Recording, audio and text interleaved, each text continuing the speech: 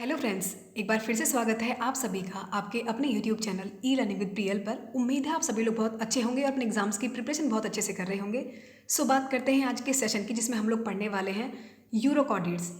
इसके पूरे कैरेक्टरिस्टिक्स अच्छे से देखने वाले हैं और इसके बहुत इंपॉर्टेंट एनिमल होता है जिसका नाम है हर्डमानिया, जो कि हमारे सिलेबस में हमको गिवन है। टीजीटी बायोलॉजी हो, पीजीटी बायोलॉजी हो, एलटी गेट बायोलॉजी हो, सभी में एक इंपॉर्टेंट रोल प्ले करता है ये जो टॉपिक है हमारा।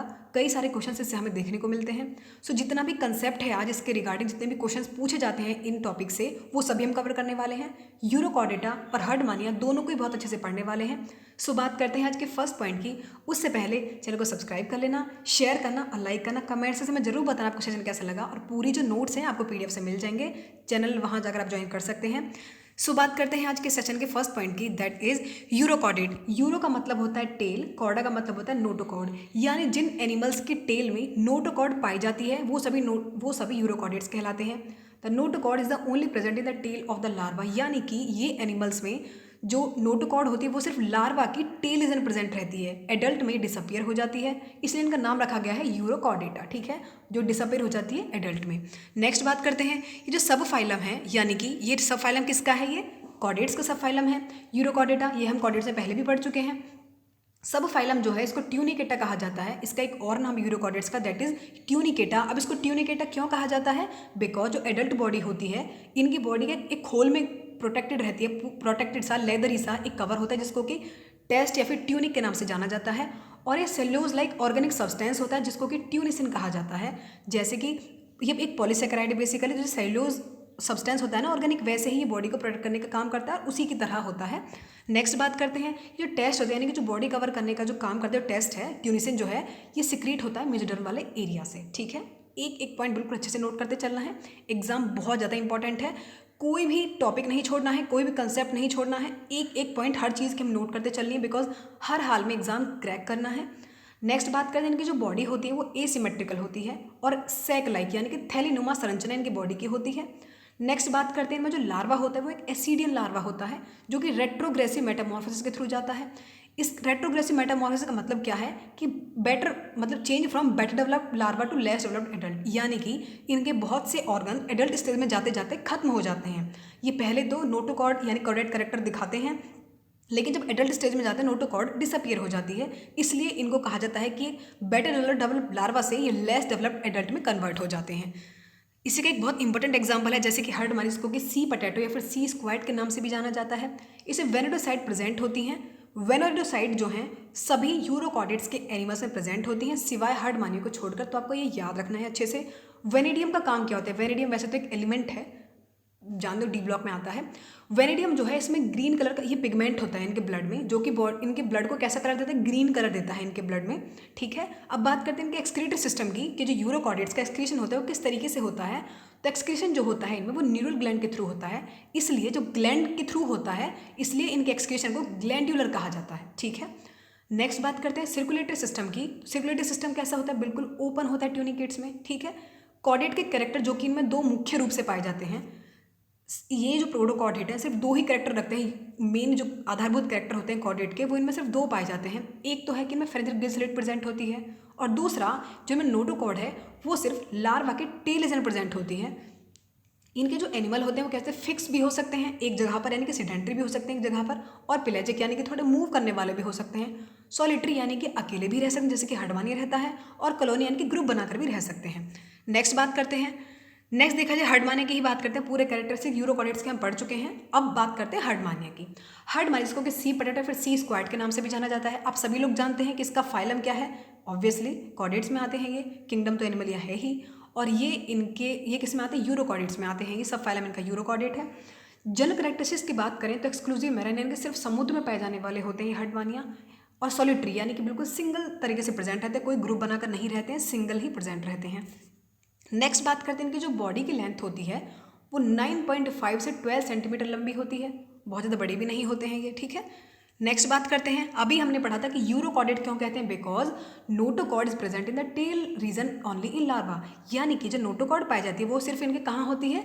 लार्वा रीजन में प्रेजेंट होती है, एडल्ट में जाते जाते वो डिसअपियर हो जाती है। इसी को रेट्रोग्रेसिव मेटामॉर्फोसिस कहा जाता है, क्योंकि कुछ ऑर्गन ऐसे होते हैं जो कि पीछे छूट जाते हैं लार्वा स्टेज में ही, एडल्ट में आने तक वो वहाँ डिसअपियर हो जाते हैं। एक बार इसका स्ट्रक्चर देख लेते हैं। मैंने आपके समझ गए स्ट्रक्चर भी यहाँ मेंशन किया है। ये आपका हार्डमानिया है, ये इसका एंटीरियर रीजन है, ये डोर्सल रीजन है, ये ब्रैंकियल अपर्चर है जो कि एक माउथ का काम करता है, ये एट्रियल अपर्चर जो कि एनस की ओपनिंग करता है, ठीक है। और ये इनकी बॉडी का टेस्ट होता है जो कि कवर रहते हैं, से ही इनकी बॉडी कवर होती है, जो कि मैंने बताया था कि सेल्यूलोज लाइक एक ऑर्गेनिक सब्सटेंस है।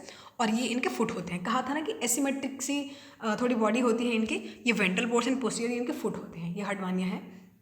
नेक्स्ट बात करते हैं, इनकी जो बॉडी होती है पूरी एसिमेट्रिकल है और पूरी हमने अभी देखा कि थैली लाइक इनकी बॉडी बनी हुई होती है। अब इनमें एक और चीज़ पाई जाती है जो कि मोस्ट इंपॉर्टेंट है कि नियोटेनी और पैराजेनेसिस इनमें पाया जाता है। अब नियोटेनी क्या होता है, बहुत ही इंपॉर्टेंट टर्म है, नोट करते चलना, क्योंकि एग्जाम में कई बार इससे क्वेश्चन पूछे गए हैं। नियोटेनी या पैराजेनेसिस वो स्टेज होती है जब जो लार्वा होता है एडल्ट में रूपांतरित ना होके, यानी कि एडल्ट में कन्वर्ट ना हुए बिना ही वो सेक्सुअल मैच्योरिटी में आ जाता है, यानी कि सेक्सुअल मैच्योरिटी वाली करने लगता है, लेकिन वो एडल्ट में कन्वर्ट हुए बिना ही, इसलिए उसको नियोटेनी पैराजेनेसिस उस कंडीशन कहा जाता है कि जब सेक्सुअल मैच्योरिटी में तो आ जाता है लेकिन वो एडल्ट में कन्वर्ट हुए बिना ही, ठीक है। नोट कर चलने के पॉइंट को। इनकी जो बॉडी का कलर होता है वो पिंक होता है, ठीक है, बिकॉज पिगमेंट की वजह से। नेक्स्ट बात करते हैं, इनमें जो न्यूरल ग्लैंड होती हैं, नेफ्रोसाइट्स पाई जाती हैं जो कि इनमें एक्सक्रीटरी ऑर्गन का काम करती हैं। हार्डमानिया और जो कहाँ प्रेजेंट होती हैं, नर्व गैंग्लियन में प्रेजेंट होती हैं। नेक्स्ट बात करते हैं डाइजेशन की, तो एलिमेंट्री कैनाल जो होती है पूरी कंप्लीट होती है और शेप रहती है इनकी यू शेप तरह की एलिमेंट्री कैनाल में पाई जाती है। अब बात करते हैं कि फूड को इंटेक कैसे करते हैं, तो फूड को इंटेक करते हैं सिलरी मेथड के थ्रू। Ciliary method basically glandular slit called endostyle होती हैं। जैसे हमारी बॉडी में मैमल्स में थायराइड ग्लैंड का काम होता है, वैसे ही इनमें एंडोस्टाइल का काम होता है, ठीक है। तो अब यदि ये क्वेश्चन आ जाए कि हार्डमानिया में एंडोस्टाइल किसके होमोलोगस है, तो जैसे ह्यूमन बॉडी में यानी कि मैमल्स में थायराइड ग्लैंड पाई जाती हैं, वैसे ही इनकी बॉडी में एंडोस्टाइल का काम होता है। नेक्स्ट बात करते हैं, रेस्पिरेशन जो होगा इनमें वो किसके थ्रू होता है, ब्रैंकियल सैक के थ्रू होता है। और जो इनकी बॉडी का कवर होता है ना, टेस्ट, जो कि इनकी बॉडी को प्रोटेक्ट करने का काम करता है, कभी कभी वो भी एक रेस्पिरेटरी ऑर्गन की तरह काम करता है, ठीक है। नेक्स्ट बात करते हैं ब्लड वेस्कुलर सिस्टम की, तो open type blood vascular system पाया जाता है, इनकी खुला परिसंचरण तंत्र में पाया जाता है, जैसे कि हार्डमानिया ऑब्वियसली। अब जो माउथ की ओपनिंग होती है, मैंने अभी बताया था कि opening of mouth through branchial aperture के थ्रू माउथ की ओपनिंग होती है। वहीं अगर एनस की बात करें तो एनस का एट्रियल अपर्चर के थ्रू। अभी जो हमने स्ट्रक्चर देखा था तो हमने वहाँ पढ़ी थी चीज़ें। ये जो स्ट्रक्चर होता है ये एनस की तरह ओपनिंग, ओनस की ओपनिंग करता है और ये वाला माउथ की ओपनिंग करता है, ठीक है। ये नोट कर चलने के एक पॉइंट बिल्कुल अच्छे से। नेक्स्ट बात करते हैं, नेक्स्ट देखते हैं नेक्स्ट क्या पॉइंट पूछा गया है हमसे। हाँ, हार्डमानिया बाइसेक्सुअल होते हैं, यानी कि हेर्माफ्रोडाइट होते हैं ये, और प्रोटोगाइनस भी होते हैं, यानी कि जो मादा जनन अंग होते हैं वो नर जनन अंग से इनमें पहले विकसित हो जाते हैं, ठीक है। हार्डमानिया बाइसेक्सुअल आप सभी लोग जानते हैं। बाइसेक्सुअल का मतलब क्या होता है कि जब नर और मादा जनन अंग दोनों ही एक ही एनिमल में विकसित हो जाते हैं, उसको बाइसेक्सुअल या फिर हेर्माफ्रोडाइट कहा जाता है। नेक्स्ट बात करते हैं फर्टिलाइजेशन जो होगा वो फर्टिलाइजेशन इनमें होता है क्रॉस फर्टिलाइजेशन। अब देखो सेम ही बॉडी है, सेम बॉडी में दोनों जनन अंग पाए जाते हैं, तो क्रॉस फर्टिलाइजेशन होता है इनमें। नेक्स्ट बात करते हैं हार्ट की, तो हार्ट लोकेट होता है इनका वेंट्रल साइड। एक बात इंपॉर्टेंट याद रखना कि हार्ट में 2 पेसमेकर पाए जाते हैं। ये हार्डमानिया में इनके हार्ट में 2 पेसमेकर पाए जाते हैं।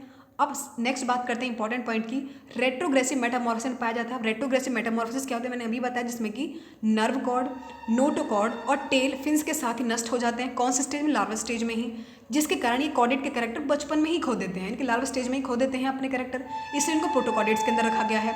डेवलपमेंट की बात करें तो डेवलपमेंट कभी भी डायरेक्ट नहीं होता है, इनडायरेक्ट होगा, यानी कि लार्वा स्टेज होगी ही होगी, ठीक है। एसिड लार्वा के अंदर पाया जाता है। सो पूरा सेशन हम लोग यहाँ कवर कर चुके हैं। जितने भी मोस्ट इंपॉर्टेंट पॉइंट जिनसे क्वेश्चंस पूछे जाते हैं वो हम कवर कर चुके हैं। कमेंट सेशन में जरूर बताना आपको सेशन कैसा लगा। प्लीज़ लाइक करना, शेयर करना, सब्सक्राइब करना। मिलते हैं ऐसे नेक्स्ट वीडियो के साथ। पूरा बायोलॉजी हम कंप्लीट करने वाले हैं, टीजीटी बायोलॉजी, पीजीटी बायोलॉजी के लिए। सो आपको करना ही इतना है, सिर्फ सेशन को देखा करो। बहुत टाइम टेकिंग सेशन नहीं होते, बहुत ही इंपॉर्टेंट सेशन होते हैं। प्लीज़ ध्यान से देख लिया करो। सो मिलते हैं नेक्स्ट वीडियो से, तब तक के लिए बाय। Thanks for watching.